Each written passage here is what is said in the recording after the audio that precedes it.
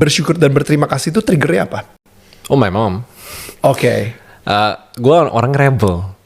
My mom bilang apa dari dulu gue gak pernah dengerin. Alright. Ngerasa paling pinter. Iya. Karena pinter 140-an IQ-nya. Iya. Tapi katanya gini, orang pinter yang udah merasa dia pinter itu bodoh. Itu lebih bodoh daripada orang bodoh, katanya kayak gitu. So good. Nah, makanya nyokap gue waktu itu selalu bilang ada 3 hal. 3 hal yang will be my downfall katanya.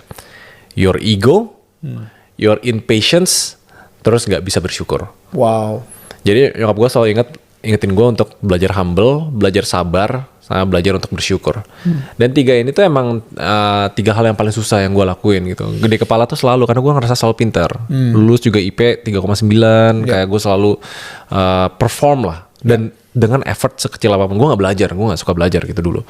Terus kayak semuanya serba cepet, tapi bisa terus. Jadi gue gak suka sabar. Yang terakhir, mama tuh selalu ngingetin, semua yang lo lakuin itu bukan lo gitu.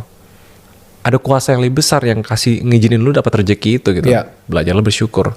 Tapi 3-3-nya gue gak lakuin. Wow. The growing up itu sebagai rebel, nah I imagine seberapa susah mama gedein. Nah, yang ini gue udah belajar pelan-pelan. Pas umur 26, 27 ternak uang, ngajarin gue humble. Sabar itu belajar pas jalan content creator. Ada tuh 6 bulan gak ada progres sama sekali, terus tiba-tiba boom. Akhirnya belajar sabar. Yang ini gue gak pernah belajar. Gratitude. Nah gara-gara waktu itu diingetin sama mama lagi, coba kamu say thank you aja gitu. Gue lakuin. Terus akhirnya works. Dan di situ lu keluar dari depresi lo. Keluar. Dan keluarnya tuh nggak pelan-pelan loh. Literally kayak ada satu hari tuh gue bangun, why do I feel fine? Siap kerja, siap apa? Aneh gak? Dan gue sampai mikir waktu itu apa gue disantet. Loh, disantet gara-gara you feel fine.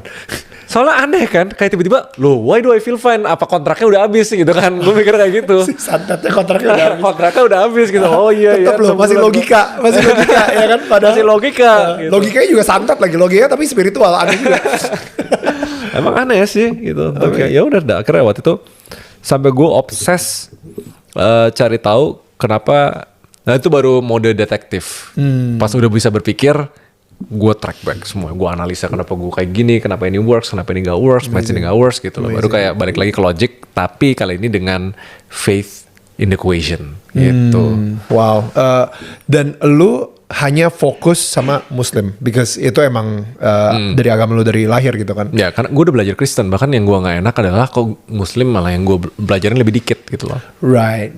Nah tapi to be honest, ini di podcast ini doang nih kayaknya gue cerita nih. Gue belajar Muslim primarily because of my mom.